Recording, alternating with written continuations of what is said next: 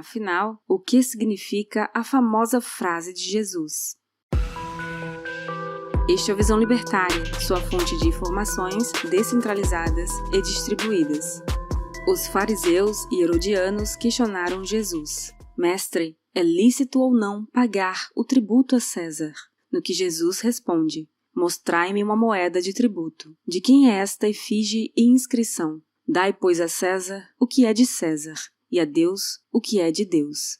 A passagem Dai a César o que é de César é das mais conhecidas de Jesus. Mas o que Jesus quis dizer com a assertiva? Você faz isso? Dá seu dinheiro, suas notas ao nosso César, que é o governo brasileiro? Uma coisa podemos extrair logo de início nessa passagem. Ele não falou para pagarem impostos aos publicanos ou governadores locais, Pôncio Pilatos ou Herodes, os responsáveis por recolher os tributos. César era César, os governos locais eram diferentes. Quem recolhia os impostos eram os locais, que eram pessoas diferentes de César, e isso mudava totalmente o alvo da mensagem. Pagar imposto é algo pequeno se comparado à verdadeira intenção da mensagem que tinha como alvo o Império Romano e a intenção de diminuir o peso estatal sobre aquelas pessoas. Dai a César é diferente de pague impostos ou ainda não pague impostos. Perguntaram a ele se era devido o pagamento de impostos e ele poderia ter respondido sim ou não, mas preferiu dizer: dai a César o que é de César. São coisas diferentes, bem diferentes. E vamos tentar entender mais sobre essas diferenças. Dar as moedas a César significa liberdade. Foi essa a intenção do Cristo. Senão, vejamos uma interpretação possível dessa máxima. Imagine se todos os judeus se desfizessem da moeda, deixassem de usar a moeda de César. O que aconteceria? Ficariam pobres? Ficariam sem ter como comercializar?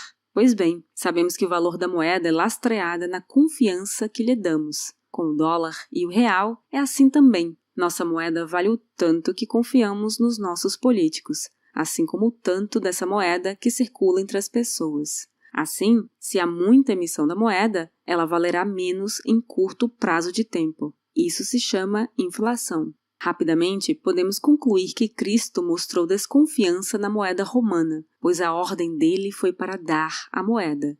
Mesmo na época de Jesus, muito do valor da moeda, de seu lastro, era devido ao curso, ao uso e confiança das pessoas dominadas, aí incluídos os judeus. Isso porque elas eram cunhadas em metais valiosos, ouro, prata e cobre. Podemos sim interpretar essa passagem como deixe de usar essa moeda, dê a César. Se todos tivessem deixado de utilizar o denário do imperador, a moeda em si perderia boa parte do valor dela, pelo menos naquela localidade. Mas vamos pensar mais um pouco. E se todos os judeus tivessem deixado de usar a moeda romana, o que aconteceria? Logicamente, seriam um pouco mais livres do jugo, da dominação romana, e contribuiriam como uma pequena parte do império na desvalorização a nível geral, pois mesmo que fossem moedas feitas de metais valiosos, até esses metais têm os seus valores, de tal forma que, havendo excesso, menos eles valerão. E também ficariam mais ricas um pouquinho, pois seria mais difícil cobrar os impostos. Assim, os judeus continuariam a comercializar via escambo ou outra forma de moeda. Usavam até sal naquela época, lembrando que a palavra salário vem de sal, como acabou de fato ocorrendo 3 séculos depois. Sim, mas o que ocorreu nos 3 séculos seguintes? Sabemos que o Império Romano, que dominava a Judéia, com a capital em Roma, acabou em aproximadamente 337 d.C. Historiadores registraram a questão da inflação nos últimos anos desse grande império, em especial no governo Diocleciano, no qual, segundo muitos relatos, ocorreram 1. Congelamento de preços, 2. Reemissão de moedas com valor superior, subiam os valores de face nas mesmas moedas antigas, 3. Diminuição da quantidade de ouro e prata na liga das moedas, 4. Boatos de que o aumento de preços tenha sido unicamente a ganância dos comerciantes e produtores. E 5. Como o castigo era pena de morte, muitos deixaram os trabalhos, pois não aceitavam vender seu produto ou serviço pelo preço oficial, o que diminuiu a oferta de bens e serviços, levando a mais inflação.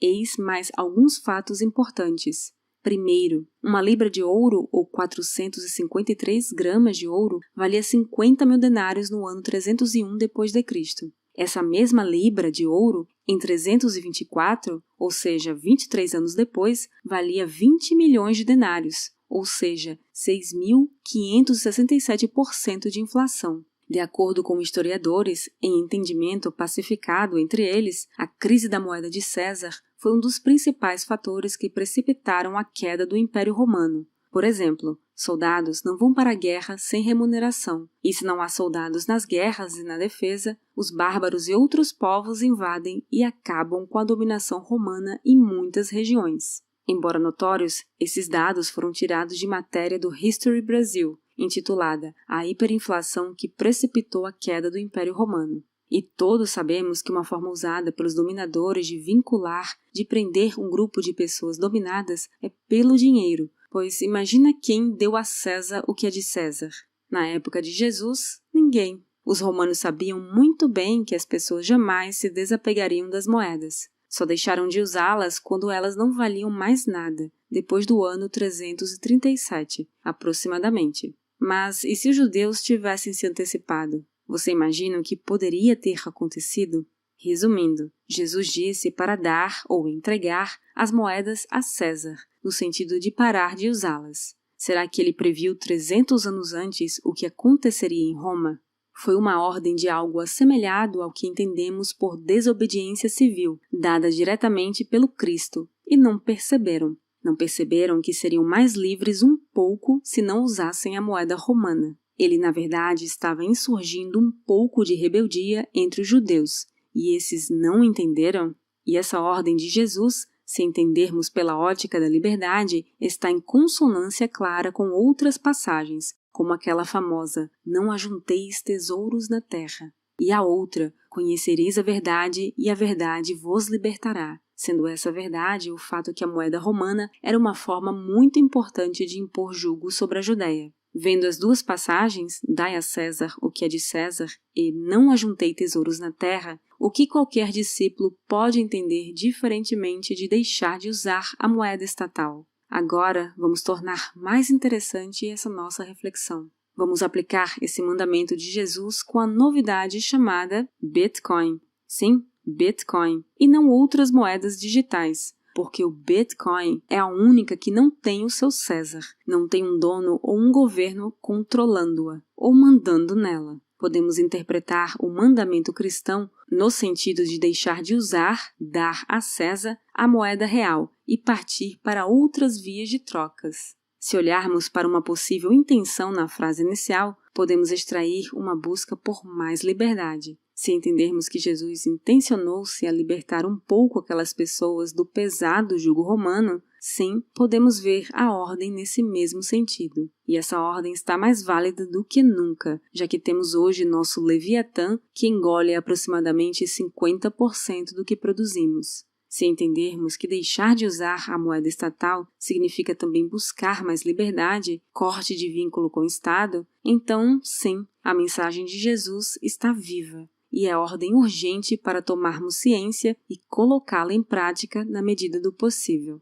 Aplicando esse princípio para nossos dias atuais, com nossos atuais governantes, podemos entender no sentido de usar menos ou não usar as moedas do governo, incluídas o real e o dólar.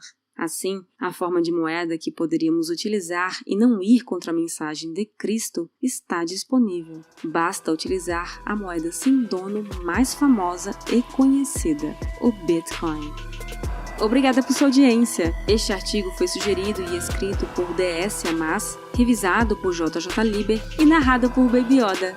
Se você gostou deste vídeo, deixe o seu like e o compartilhe em sua rede social. Se você deseja acompanhar nosso conteúdo, inscreva-se no canal e clique no ícone de campainha. Até a próxima!